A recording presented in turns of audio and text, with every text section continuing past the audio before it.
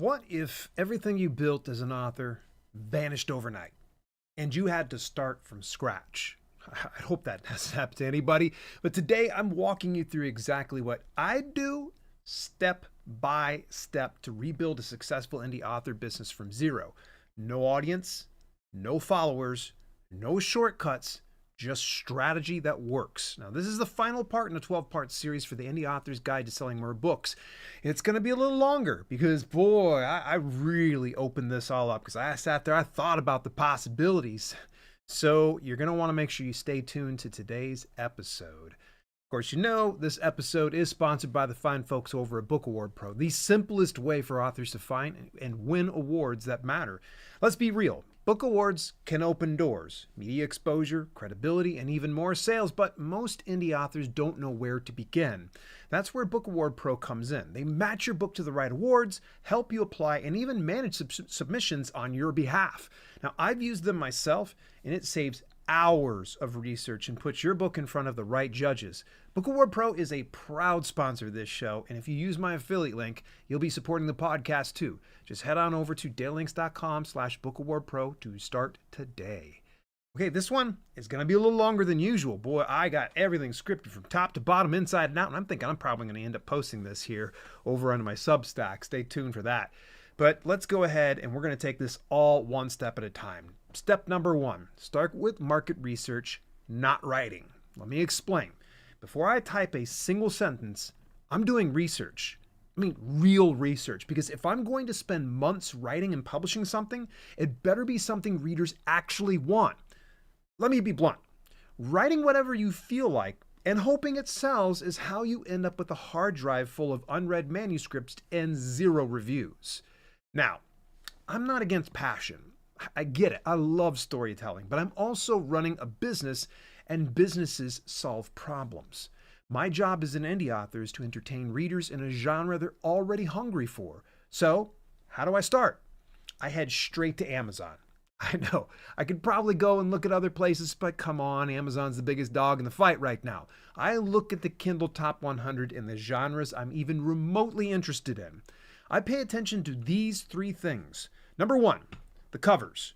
What style is trending? Is it dark and gritty, light and clean? I'm just paying attention to that. Number two, titles. Are they trope heavy, mysterious, direct? Number three, reviews. Now this is the gold mine. Readers will tell you exactly what they love and what they don't like so much. Now, if I'm looking at, like, say, sci-fi horror, I want to know what subgenres are rising. Is military sci-fi still hot? Are readers leaning toward cosmic dread or bioengineered monsters? This is also where tools like Publisher Rocket come into play. I'd use tools like these to validate demand, check estimated sales, and understand competition. I want to write in a space where people are already spending money, not where I have to convince people to try something new. Now, and if I don't see any clear signals, I don't write the book. I go back to researching until I find a viable opportunity, because writing without a plan is gambling. And I'm not here to gamble. I'm here just to win. All right, so the next step in everything is niche down early and go all in. Here's the mistake most indie authors make. They try to hedge their bets. I'll write a little fantasy or maybe a cozy mystery. This dystopian idea too. No, just stop. You don't build a brand by being unpredictable. You build a brand by being unmistakable. If I had to start over, I'd pick one niche and go all in. Let's say I chose sci-fi horror. And by the way, there's a good reason, because I am going to be writing sci-fi horror starting in October. That means every story, every piece of content, every book cover, and every social post supports that genre. I'm not just writing books. I'm creating a world, a brand, a signal to readers that says, if you love this kind of story, you're in the right place. Now, here's the truth. Readers don't want to guess what your next book is about. They want to know that if they loved book one, book two is going to scratch that same itch, just in a new way. Now, let me give you an example. Back when I was first figuring this stuff out, I published nonfiction books under different themes like writing, self-publishing, fitness, and all that. And for a while, I thought that was enough of a niche, but it wasn't tight enough. When I finally doubled down on helping self-published authors succeed, everything clicked. My book started selling consistently, my YouTube channel found traction, my content became easier to plan and more valuable to the exact people I wanted to serve. The same applies here. Niche equals clarity, and clarity creates momentum. Now, let's talk about the launch strategy. Once I've got my niche locked in, I'd plan a multi-book release calendar. I'm talking at least 3 books in 12 months, maybe more. Ideally 4 would be nice. Now, why? Because a single book is a dead end. Can you be successful with a single book? Absolutely, but those are usually the exceptions to the rule. There's a lot of folks out there that can crush it on that. Now, a series though, or even just multiple connected standalones, is a sales funnel. Book 1 gets them in the door. Book 2 builds loyalty. Book 3 cements the sale. While everyone else is stressing over algorithms, I've got momentum on my side. Remember, a niche isn't a limitation. It's your foundation. All right, so step number 3. Start with fiction, even if nonfiction is easier. Now, this is a case that's more related to me. I'm kind of done with nonfiction right now. If you are into nonfiction, you want to publish nonfiction books, yes, they can be very good, they can be lucrative, but I'm looking at fiction right now for myself. So just know as I'm kind of explaining this section here, this isn't telling you, forget nonfiction, just go over to fiction. No, this is what I'm doing myself. Now, look, I've built a great business off nonfiction. It's familiar, fast to write, and comes naturally to me. If I had to crank out another book showing authors how to self-publish, I could probably outline it in an afternoon. But knowing what I know now, I'd go with fiction. Fiction scales in ways nonfiction doesn't, and I'm ready to take on the new challenge of fiction publishing. Fiction becomes addictive. You're not solving a problem, you're giving people a reason to stay up late, or a world to fall into, or characters they'll think about for weeks. Fiction creates fans, and the best part, one great book can sell another, and another, and another. And the more you publish, the deeper your hooks go. And don't forget the formats. Fiction adapts better to audiobooks. Serialized fiction, think Vella or Wattpad, although Vella, rest in peace, graphic novels, and even film or TV licensing. Fiction builds intellectual property. It's not just a book, it's a brand asset. I'm not saying nonfiction's dead. No, not at all. But if my goal is to reach the widest audience possible, build long-term income, and create stories that spread, I'm betting on fiction. And here's the kicker. I'd still apply everything I've learned in nonfiction to my fiction business. I'd research, I'd test hooks, I'd optimize metadata, I'd treat every launch like a product release. Because storytelling doesn't have to be soft. You can love the craft and still treat it like a business. And if I'm rebuilding from scratch, I want the best possible upside. Fiction gives me that. All right, number 4, go exclusive first, but only temporarily. All right, let's talk distribution strategy, because this is where a lot of indie authors get stuck. When you're starting out, you'll hear 2 camps. One says, go wide, be everywhere. And the other says, stay exclusive with Amazon, maximize Kindle Unlimited. The truth, both are wrong if you don't have a strategy behind them. Here's what I'd do. I'd go exclusive with KDP Select for my ebooks only, just for the first 90 days. Why? Because exclusivity isn't evil, it's just a tool. And in the beginning, Kindle Unlimited gives me something I desperately need: visibility. When you're brand new, page reads are often easier to generate than purchases. A reader's more likely to try a debut author if they don't have to pay extra for the book. KU removes that friction, and during those 90 days, I'd test everything. Are my page reads growing? Is Amazon ranking my book higher because of the KU activity? Am I pulling in at least $1,000 in revenue from the KU ecosystem? If yes, I double down temporarily. If not, I uncheck that little box that says that'll be exclusive to KDP Select, and then I go wide without hesitation when my period is up. Because here's the truth. Amazon rewards exclusivity, but only when you're performing well. If you're not seeing real returns, you're giving them full control for essentially nothing. Now, while I'm testing KU, I'm not sitting still. I'm planning my wide release, preparing my books for distribution to draft a digital Kobo, Apple, Google, so on and so forth. I'm researching foreign rights and translations. I'm thinking about print, large print and audio, because I don't want all my eggs in Bezos' basket. Yeah, Jeff, you got enough there, buddy. I don't think you need any more. Exclusivity can buy you a launch runway, but don't treat it like a forever home. It's a starter apartment for some of us. Use it, learn from it, then move out and start building your dream house. Number 5, email list first, everything else later. Oh, a lot of people are probably going to start to tune out. Oh, here he goes. He's going to start beating on that email marketing drum. And you know I will. You want to know the difference between hobbyists and professionals in this line of business? It's not sales. It's not followers. It's the email list. If I had to start over, the very first asset I'd build before writing the book, before designing the cover, before doing anything else, is a high converting email list. Because here's the truth. No matter how powerful Amazon is, no matter how loud social media gets, you don't own those platforms. They can change the rules, throttle your reach, shut you down. But your email list, that's yours. It's direct access to your readers. It's where your launches get traction.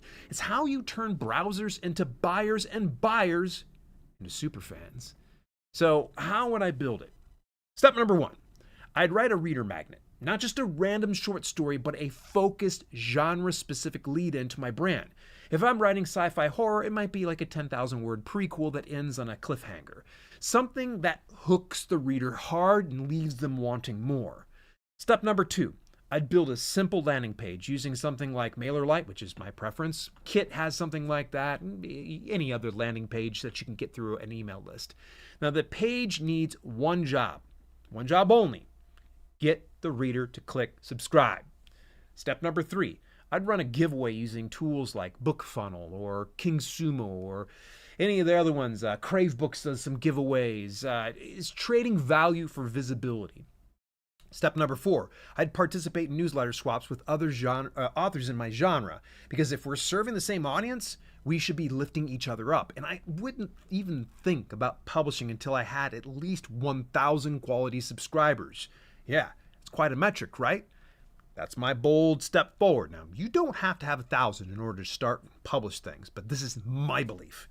Why 1,000? Because with that list, I can launch a book with a bang, get early reviews, test pricing, drive ranking, fill my advanced reader copy team, run reader surveys, sell books without begging strangers, kind of like that last one. Let me put it in another way. Without an email list, every book launch feels like pushing a car and a boulder uphill at the same time. With a list, it's like driving downhill with the engine running. Now, what about social media? I'll say it straight. I don't care about social media until the email list is healthy. Sure, I'll claim my handles. I'll post occasionally, maybe even play with YouTube, but none of those platforms matter if I don't have a place to send people. The email list is the engine of your indie author business. Everything else, it's just window dressing. All right, number 6, create reader-focused content, not author advice. All right, this is more advice from me because I'm just telling you, if I started things over, I just want to kind of tell you. Let me be brutally honest with you. If I had $1 for every author making content for other authors, I could probably fund a full book launch. I mean, think about all the experts inside this page. Now, don't get me wrong. Writing tips, publishing insights, and motivational videos have their place. I've built a huge part of my brand helping authors, but if I'm starting over with fiction, that strategy is dead on arrival. Why? Because other authors aren't your target readers. You're not trying to sell horror novels to writing coaches. You're trying to reach readers who binge horror books or rewatch Alien every October, who argue about the better adaptation of Annihilation. So here's what I'd do instead. I'd create reader-facing content on YouTube mainly, focused entirely on the genre I write in. Let's say I'm publishing sci-fi horror, which I will. Then my videos would be things like, for instance, top 5 sci-fi horror books you'd never heard of, ranking every episode of Black Mirror, or why The Thing still holds up in 2025, or what is cosmic horror and why it's terrifying. So you can see there's so many themes we can tap into. And by the way, You ever feel lost and you want ideas for doing video content? Go to AI. Super helpful on something like that. This isn't just fun, folks. It's strategic. Because I know YouTube so well, that's why I'm going to go into YouTube. I'm not telling everybody they need to go and do YouTube, but I will tell you that since I know the ecosystem so well within YouTube, I'm going there. Because every single piece of content needs to be attracting my exact target audience, positioning me as someone who gets the genre, building trust with selling anything, and creating endless pathways back to my email list and books. Now, you might be wondering why YouTube again. Here's why. It's evergreen. Videos you post today can bring in views and subscribers for years to come. It ranks on Google and within YouTube itself. It builds personality-based trust, which is essential for fiction, but let's be real. I know how to work the platform, so that's why I'm going there. That doesn't mean I'd ignore other platforms. I'd still set up a basic Facebook page, an Instagram account with bookish visuals, a pinned X or Twitter profile that links to my reader magnet. But most of the time goes into YouTube because that's where I can deliver value at scale. This is about depth, not just reach. If I can get 100 viewers to watch a 10-minute video where I geek out about Event Horizon, yeah, I love that movie. I've watched it too many times, saw it in the theater years ago. Yeah, that's showing my age. I can convert 20 of them into email subscribers and 5 of them into book buyers. And unlike chasing trends on TikTok or threads on X, this content works while I sleep. You don't need 1 million followers. You don't even need a few thousand true fans. You only need the few thousand true fans who see you as part of the world they already love. Build for readers, feed your niche, and stop shouting into the void of author Twitter. Alrighty, next step, number 7, sales don't happen without a list. Oh, here we go. He's coming back to email lists. Let's be clear. Something right up front, real quick. Most indie authors think their biggest challenge is visibility. That if they could just get discovered, everything would fall into place. Wrong. Your biggest challenge isn't visibility, it's conversion. And if I'm starting over from scratch, I'm not chasing sales. I'm building the system that makes sales happen consistently. And that system starts with a damn good email list. So let's say I've got a solid reader magnet. I've been running giveaways. I've got newsletter swaps going with authors in my niche. And now I've built my first 1,000 true readers. What next? Now I've earned the right to launch my book, not before. Because here's the mistake most new authors make. They publish a book and then try to figure out how to market it. It's like opening a restaurant and then going, I wonder how we get customers. If you don't have a list, you don't have a launch. But with even a small list, here's what I can do. Day 1 sales surge. My subscribers are warmed up and waiting for the book. Another one, instant reviews. I seed ARC copies and remind readers to leave honest reviews on launch week. Another one, boost rankings. I push early sales and page reads that help the algorithm take notice. I also run discounts strategically. I can drop the price for say 24 hours, email my list, and spike traffic without even buying a single ad. You can do split tests on covers or blurbs. Ask readers what they like. Let them feel like they're part of the process. And let's not forget the power of cross-promotion. I can reach out to other indie authors in my genre and say, hey, I've got a launch coming up. Want to swap blurbs or feature each other in each other's newsletters? You can't do that without a list. You have nothing to offer. But once you do, you've got leverage. The email list is your test lab, your hype machine, your support system, your secret weapon. Here's the best part. It compounds.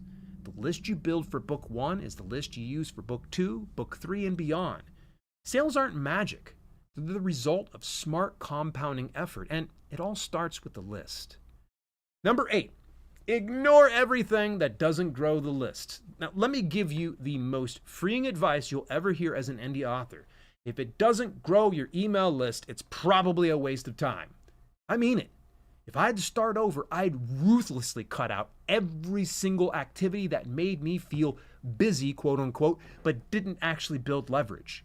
And yes, that includes blogging into the void, posting daily quotes on Instagram, wasting hours on TikTok trends, designing cute Canva infographics, obsessing over hashtags, updating your Goodreads profile for the 17th time.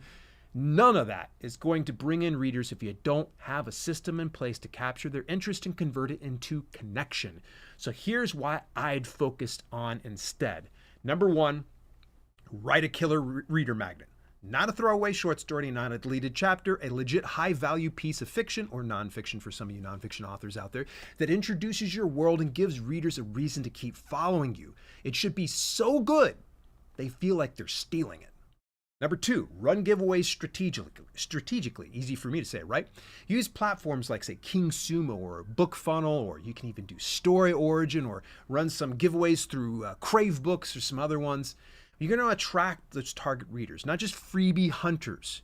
Pair that with newsletter swaps. Find other authors in your niche and say, hey, I'm doing a giveaway, want to promote it with your list, and I'll do the same for you next month. It's a win-win. Number three, feature opt-ins everywhere. Every piece of content I create, YouTube video, podcast episode, blog post, even pinned tweets, should lead back to my reader magnet and email sign-up. Your call to action should be so natural and so frequent that readers can't miss it. Number four, automate and scale. Once the system works, I'd automate it. Email sequences, welcome flows, evergreen content, all roads lead to the list. And once they're on the list, all roads lead to the books. Here's the thing. The average indie author is scattered. Yeah, they're doing a little bit of everything. And a lot of it, some of you doing it poorly. But if you focus on just one thing, growing and serving your email list, you'll beat 90% of the market. The fastest way to burn out is trying to do everything. The fastest way to succeed is doing one thing really well, and that one thing is building a list. So if it doesn't build the list, I ignore it. No guilt, no excuses. All right, number 9, you guys thought I had enough points. No, we got some more. Scaling with YouTube and Relentless publishing. Now again, I'm just saying that from my experience is doing YouTube, that's my thing. You find the jam that's going to work for you. So insert whatever that might be. So once the engine's built, we got the email list, the reader magnet, market aligned book. Now it's time to scale. This is where most authors stall out. They publish a book, maybe 2, and then sit around refreshing KDP reports wondering why sales plateaued. Not me. If I'm starting from scratch, I'm scaling with 2 main weapons: content that attracts readers and relentless strategic publishing. Let's start with the content.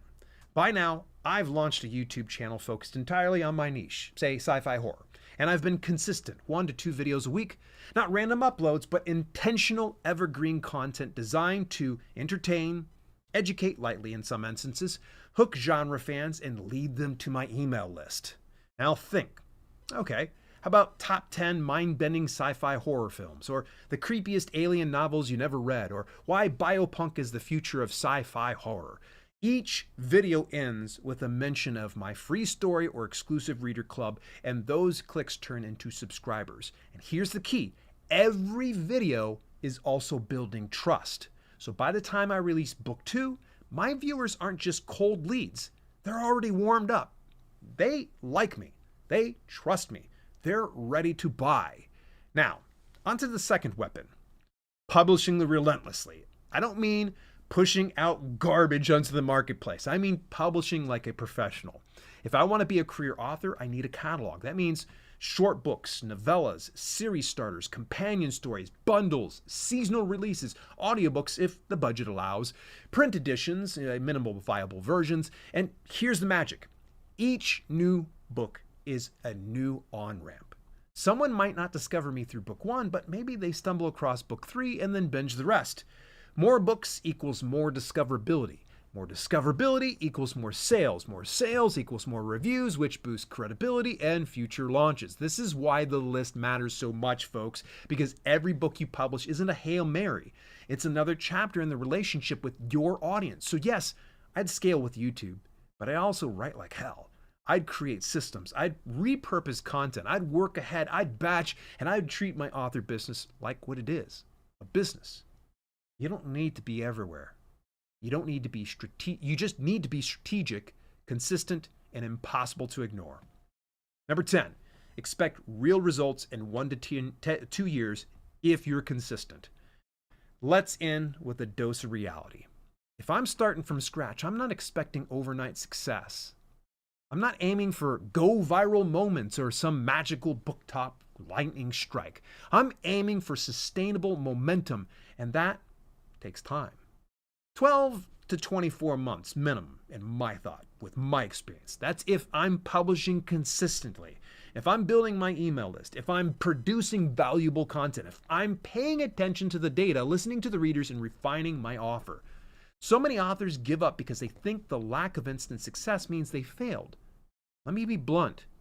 Most authors aren't patient enough to win. They want immediate results from a long-term game. They expect Stephen King outcomes with a Wattpad effort. No hate on Wattpad. But if I focus on a tight niche, build a brand around it, serve my readers consistently, and show up like it matters, here's what I'll see in year one. A growing list of real readers, a few hundred sales, a handful of superfans who email me personally, some reviews that prove I'm resonating with the right audience, and a system that works whether or not I'm feeling inspired. Then in year two, it's going to be a larger list, a more optimized backlist, books that sell each other, higher launch day velocity, potential for bundles, audiobooks, collaborations, and foreign rights, and options, real options for how I want to grow from there. The worst thing you could do in this business is to give up too early. The second worst thing? Chasing shiny objects instead of building the foundation. If you focus on what matters, market research, niche clarity, consistent publishing, and a rock-solid email list, you're already way ahead of the pack. You don't need luck. You don't need connections. You need a plan and the guts to stick with it. This isn't about explosive growth. It's about undeniable momentum, the kind that builds and builds until success becomes inevitable. Oh boy, we went through a lot of stuff today, and I was very exhaustive, and hopefully you were able to get a little value. And we're going to wrap things up here, but before we do, quick thanks to my sponsor, Book Award Pro. They help authors win legit book awards without the guesswork. Check them out at dailylinks.com/bookawardpro. Again, that's an affiliate link, and using it helps support the show. I greatly appreciate it. Big shout out to Book Award Pro. My final thoughts. If I had to start over today, I wouldn't try to be everywhere. I'd be strategic, consistent, and relentlessly focused on building systems that sell books. No fluff, no guesswork, and just the kind of foundation that lets you go full time on your terms. Starting next week, I'll be hosting weekly interviews live right here on the podcast channel on YouTube every Monday at 6:15 p.m. Eastern Daytime. We're bringing in experts, authors, and industry insiders to help you sell more books and grow your author business. To kick it off, I'm sitting down with Steven Cyril, founder of the Outstanding Creator Awards, to talk about how indie authors can win real book awards without wasting time or money. You'll learn what judges actually look for and how to make awards work for your brand. So mark your calendar. Next Monday, 6:15 p.m. Eastern Daytime, and I'll see you live then. Till later, this has been Self-Publishing with Dale, and I will catch you next week.